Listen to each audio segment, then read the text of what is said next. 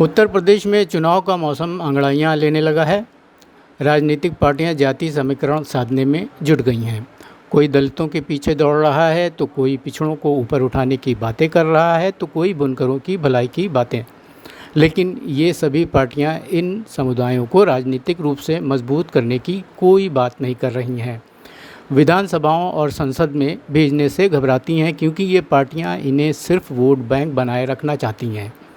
ये बातें UP press club में आयोजित एक पत्रकार वार्ता में मोमिन अंसार सभा के राष्ट्रीय अध्यक्ष मोहम्मद अकरम अंसारी ने इंस्टेंट खबर से एक बातचीत में कहीं। अकरम अंसारी ने कहा कि राजनीतिक भागीदारी के लिए उनका संगठन इस बार विधानसभा चुनाव में उतरने जा रहा है, जिसमें वो इस बार 20 उम्मीदवारों को चुनावी मैदान में उतारेगा। बता दें कि कांग्रेस पार्टी से उनका राजनीतिक गठबंधन है। बकौल अकरम अंसारी, समाज की भलाई के लिए राजनीतिक पहुंच बहुत ज़रूरी होती है। अगर समाज के लोग विधानसभाओं और संसद में पहुंचते हैं तो अपने समाज की भलाई की बातों को सरकार के सामने मजबूती से रख सकते हैं।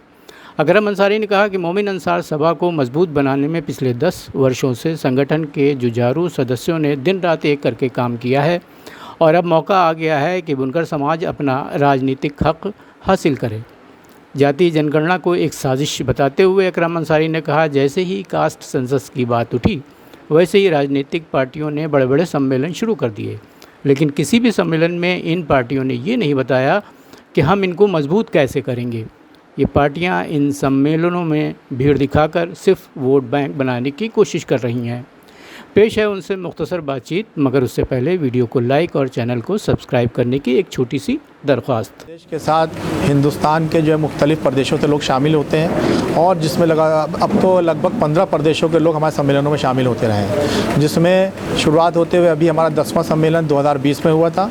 और क्योंकि हर साल करते हैं, वार्षिक सम्मेलन होता है, कभी भी जब से सम्मेलन हो रहे हैं कभी भी ब्रेक नहीं हुआ है। तो अब 11वां सम्मेलन अब नवंबर में आज तय किया गया कि हम लोग नवंबर के आखिर में ये सम्मेलन को आयोजित करेंगे, जिसमें उत्तर प्रदेश के हर ज़िले के अलावा कस्बे से लोग शामिल होंगे और इसी के साथ 15 प्रदेशों से हिंदुस्तान भर से लोग इस सम्मेलन में शामिल होंगे।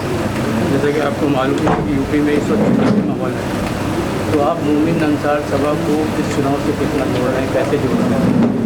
जैसा कि जो हालात हैं और सारे माहौल चल रहा है, चाहे महंगाई का मुद्दा हो, चाहे उसके अंदर सांप्रदायिकता का मुद्दा हो, और चाहे आजकल इसको बढ़ावा दे के अपने, और चाहे किसानों का मामला हो, बुनकरों का मामला हो, तो मोमिन अंसार सभा पिछले 20 साल से 25 साल से मैं खुद काम करता रहा हूँ। हमारा संगठन कम से कम अब 11-12 साल 15 साल हो रहे हैं उसको भी काम करते हुए।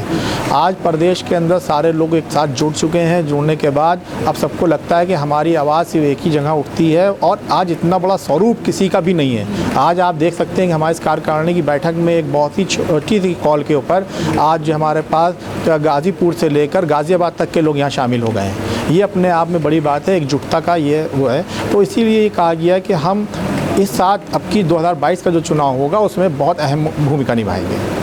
किस तरह के लोग हैं? जैसे कि हमारे मुख्तलिफ़ पार्टियों में लोग हैं, सारी बात जैसे हम लोगों ने आज ये बात रखी है, आज संगठन ने तय किया है कि आम तौर पे 2 बातें हैं। जैसे मेरी अभी सलमान खुर्शीद साहब से बातें थी, उनके सामने ही मैंने बात रखी है मैनिफेस्टो कमेटी के लिए कि जैसे जो आपका कर्पूरी ठाकुर का जो फार्मूला है बिहार में रिजर्वेशन वाला, वो मैनिफेस्टो में पार्टियां शामिल करें।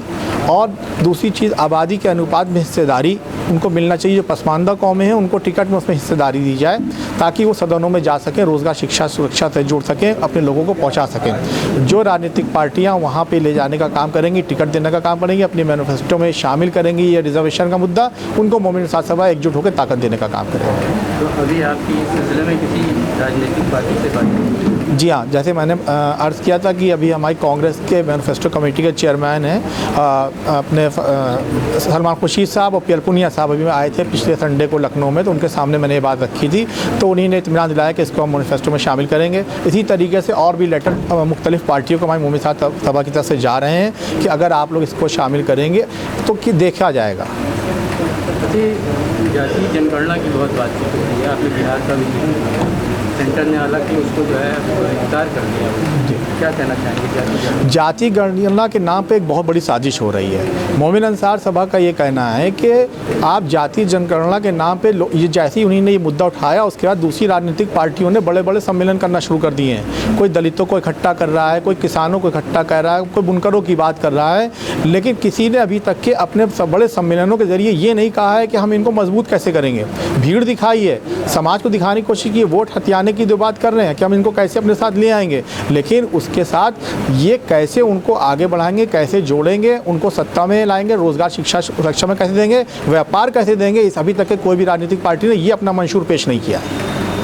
लखीमपुर में एक बहुत बड़ी घटना जी, घटना के बारे में जो लखीमपुर की जो घटना हुई है ये बहुत ही दहाने वाली घटना है। मानवता जब हम लोग गाड़ी लेकर निकलते हैं या पैदल चलते हैं तो एक पेड़ अगर बीच में आ रहा होता है तो उसको पैर दबा के किनारे रख सकते हैं ताकि उसको भी नुकसान ना पहुंचने पाए, लेकिन वहीं पे इंसानियत को ऐसे रौंदे जाना एक बिल्कुल ये कह सकते हैं जैसे एक पिशाच एक होता है, एक शैतानी हरकत हुई है ये। और इसलिए से जो है ये एक ऐसी विकृण मानसिकता इससे नज़र आती है। चूँकि बढ़ावा देना, हमारे बड़े जब इसको बढ़ावा देते हैं तो हमारे छोटे उसके ऊपर अमल करते हैं। ज़रूर इसको देखना चाहिए कहीं ऊपर से इसके ऊपर जब उनको समर्थन मिला तो आज नीचे छोटे स्तर पे एक बहुत से अदना से एक आदमी ने इतना बड़ा कांड कर दिया।